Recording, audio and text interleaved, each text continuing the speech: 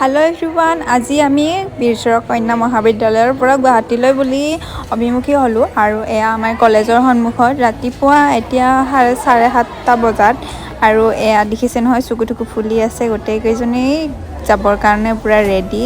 আমি এক্সাইটেড হৈ আছোঁ গুৱাহাটী ইউনিভাৰ্চিটিত ইউথ ফেষ্টিভেলত যাবৰ কাৰণে। আমাৰ কলেজৰ পৰা অকল ৰেলী আৰু ডান্সটো আছে, তো আমি গৈ আছোঁ এতিয়া। আৰু এয়া দেখিছে নহয় আহি আমি পালোঁগৈ নৰনাৰায়ণ সেইটো।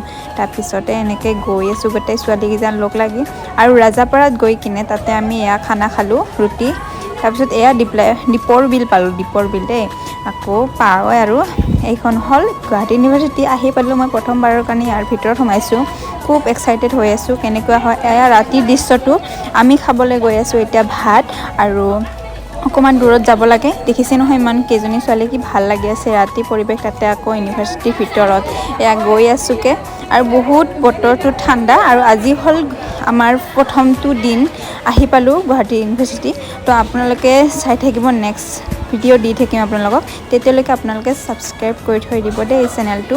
আৰু আমি ইয়াতে দেখি কিনে হাঁহি আছোঁ। এয়া দেখিছে নহয় ডাঙৰ এখন ফেন, প্ৰথমবাৰৰ কাৰণে দেখিছোঁ ইমান ডাঙৰ ফেন এখন। চ' ভাত খাবলৈ বহিলোঁ, আপোনালোকে ছাবস্ক্ৰাইব কৰি থ'ব চেনেলটো। তেতিয়াহ'লে আমি ভাত চাত খাই কিনে আজৰি হৈ কিনে এতিয়া ৰেষ্ট লওঁ।